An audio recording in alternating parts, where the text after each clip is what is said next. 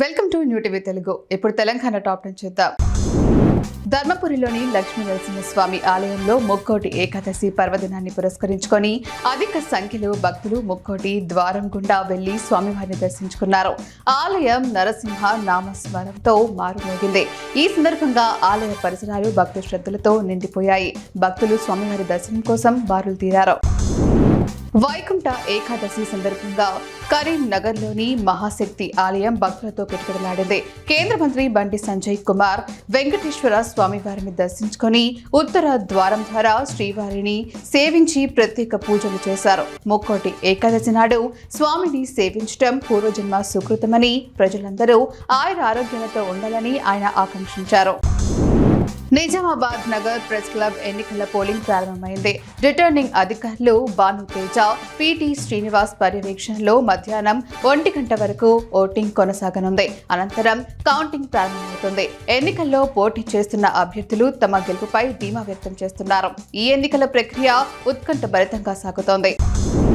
ఇనుగుర్తి మండలం చిన్నచెట్ల ముప్పారు రైతు వేదిక వద్ద యాసంగి సీజన్లో యూరియా కొరతతో రైతులు తీవ్ర ఇబ్బందులు పడుతున్నారు.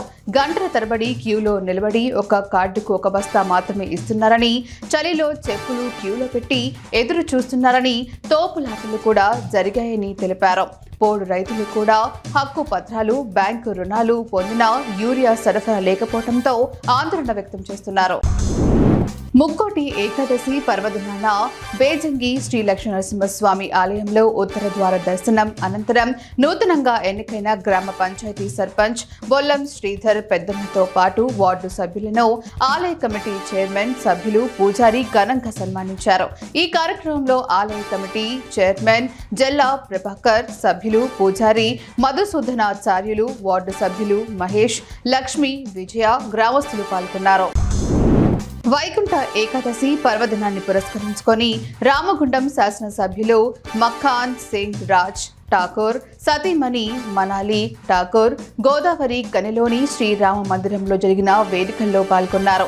ఆమె ప్రత్యేక పూజలు చేసి భక్తులతో కలిసి స్వామివారి ఆశీస్సులు పొందారు.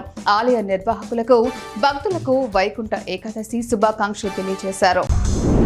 పంచాయతీ ఎన్నికల్లో పార్టీ నిబంధనలు ఉల్లంఘించి బీఆర్ఎస్ అభ్యర్థులకు మద్దతు తెలిపినట్లు నిర్ధారణ కావడంతో పినపాక మాజీ సర్పంచ్ గొగ్గల నాగేశ్వరరావును కాంగ్రెస్ పార్టీ నుంచి బహిష్కరిస్తున్నట్లు మండల అధ్యక్షుడు రామ్నాథన్ ప్రకటించారు. బయ్యారం క్రాస్ రోడ్ వద్ద జరిగిన సమావేశంలో మాట్లాడుతూ క్రమశిక్షణ రహిత్యానికి పాల్పడినందుకే ఈ చర్య తీసుకున్నట్లు ఆయన స్పష్టం చేశారు. వేల్పూర్ మండల కేంద్రంలోని పలు గ్రామాలలో వైకుంఠ ఏకాదశి సందర్భంగా ఆలయాల వద్ద ప్రత్యేక పూజా కార్యక్రమాలు నిర్వహించారు. ఈ సందర్భంగా అధిక సంఖ్యలో భక్తులు పాల్గొన్నారు.